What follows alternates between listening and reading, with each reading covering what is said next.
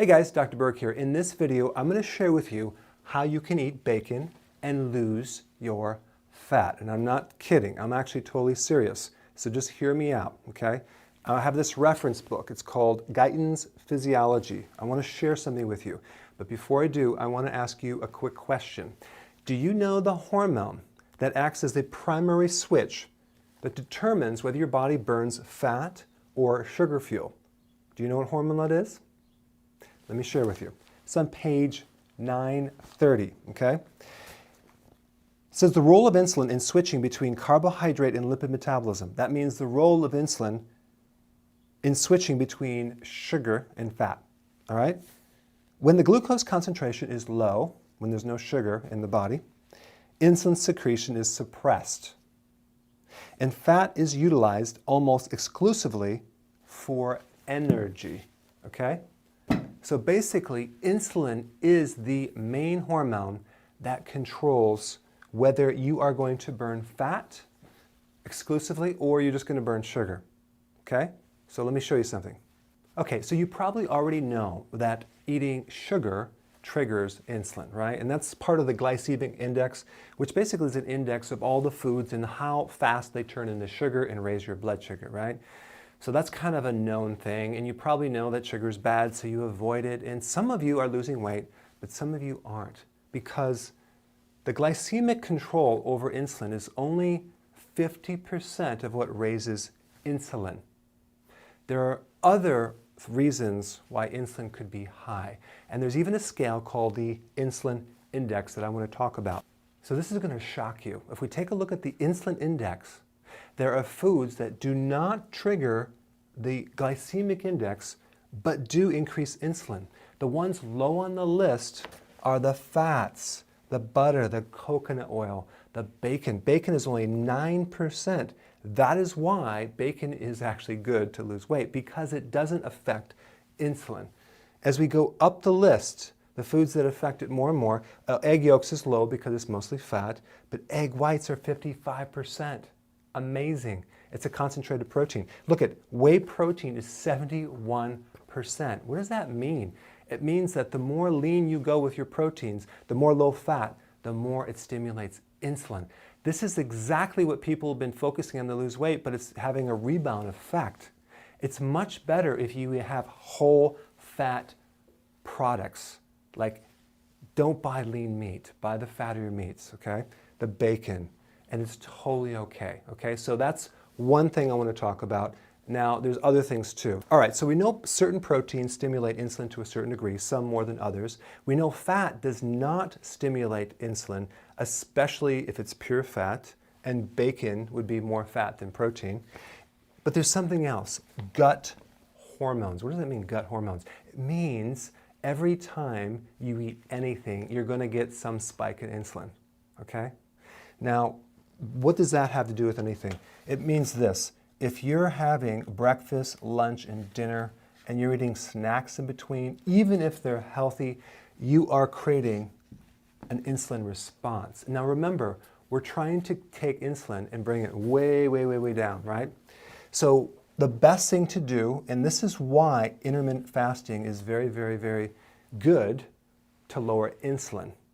Not necessarily to lower your calories, to create starvation, but to lower the frequency of meals that you consume. It's just as important of what you eat, so the frequency. So let's say in the morning you have breakfast and you're basically, you want to go from breakfast to lunch without any snacks. We want to go from lunch to dinner without any snacks. We don't want to eat anything after dinner. That would be a very important thing to improve insulin in general, okay? Now, if in the morning you're not hungry, don't eat. So you want to basically go as long as you can and then eat when you're hungry, because that way we keep insulin down. Again, these are very powerful tips to be able to get into fat burning. Most people graze so much and they're thinking more meals, it's going to stimulate metabolism. It really doesn't. You're going to keep a constant stimulation of insulin, and eventually you're going to get a condition called insulin resistance, where your body now does not do good with insulin. And even when you don't eat, the insulin is higher. The way that you would know you have insulin resistance is if you can't go between one meal and another without getting seriously hungry. Because in insulin resistance, if you take a look at this, here's insulin resistance, and this is a normal cell. In insulin resistance, you only have a little bit of fuel that goes into the cell because it's resisting insulin and glucose. In a normal cell, you have glucose that goes in there pretty nicely. So basically, the cells in insulin resistance are kind of starving of nutrition. That's why when you eat, you might eat your food, but you're still not satisfied. You need a little something sweet or some quick energy because the cells are starving of nutrition. So that means your insulin has to go higher and higher to actually work better. So that's the condition where you have symptoms of hypoglycemia and hyperglycemia. You can have like high sugar and low sugar symptoms at the same time. So you crave sweets, you get tired after a meal, you're not satisfied, you can't go for very long without getting hungry. So that's just all, it's a good indicator to see if you have insulin resistance or not. If you have belly fat, you have insulin resistance, okay? If you have belly fat, you have a fatty liver most of the time. And a fatty liver can then create insulin resistance because a lot of that problem occurs in the liver. So the point is, to get out of the situation, we want to avoid what originally caused the problem, which is a high sustained level of insulin over a long period of time. So we want to be careful not to stimulate this insulin too much. So what does fat have to do with this? What does bacon have to do with this? Bacon allows you to, number one, go longer without eating to satisfy you. It also does not trigger insulin. So it's the perfect food, or any fats for that matter, to get you to go from one meal to the next comfortably. So you're not dropping your blood sugars, okay? So it's just more satisfying. Now, some people get up in the morning, they're not hungry until lunch. Well, then just eat one meal at lunch, and then they'll have one dinner, and that's fine. So 2 meals are totally fine. You can do that, okay? This is just one technique that can help fix this and help you lose weight, but you're going to need to adjust your fats, because if you can't go from breakfast to lunch without being ravenously extremely hungry, then that means you have to add a little bit more fat to your breakfast. Same thing with dinner. If you're extremely hungry at dinner, you have to add a little bit more fat at that lunch, okay? If you're extremely hungry at night, add a little more fat, and you can keep adjusting it until you're satisfied. That's how you can have more fat, especially bacon. Now, if you're concerned about having high cholesterol by eating bacon, here's the truth. All of the parts of the systems in the body work on a feedback mechanism, which means that if you eat more of one thing, your body will reduce this thing over here. And I'm talking about the liver. The liver makes 2,000 milligrams of cholesterol every single day. Okay, that's like a dozen eggs. So if you eat more cholesterol, your body will just adjust from the feedback loops and actually make less. It's real simple. Where cholesterol comes into play, it's the carbohydrate that you're eating that converts.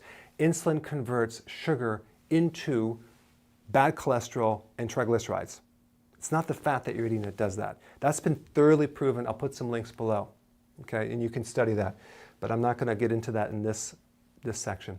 But here's the other thing that will trigger insulin: cortisol. What is cortisol? Cortisol is that stress hormone.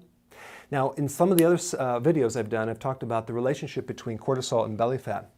But the relationship is this: cortisol releases glucose and sugar. It turns your protein into sugar, okay? Even when you don't eat sugar. So if there's a stress state, or you're going through menopause, or even you're diabetic, the cortisol is going to go up, it's going to release more sugar, and then that sugar is going to stimulate insulin. So really the insulin is doing the damage, but the cortisol is helping it do the damage, okay? And so what we want to do is lower stress. One of the biggest things that I talk about is to improve and fix your sleep. I have separate videos on that you can watch. But sleep is very, very beneficial, and you can also do more exercise. Exercise will improve insulin. It lowers insulin as well because it's going to get rid of the excess sugar that's stuck there, okay? So cortisol is something to look at. These other intermittent fasting, Don't snack anymore. That's going to help. Add a little bit of fat between meals. Now, I pretty much have about 5 things of bacon every morning, and my cholesterol is really good, and that just satisfies me. If you're a smaller person, have less, but I'm just telling you, if you have a high quality bacon, there's nothing wrong with that at all, okay? And then be careful of your proteins, especially whey proteins, okay? I hope you learned something. I will see you in the next video.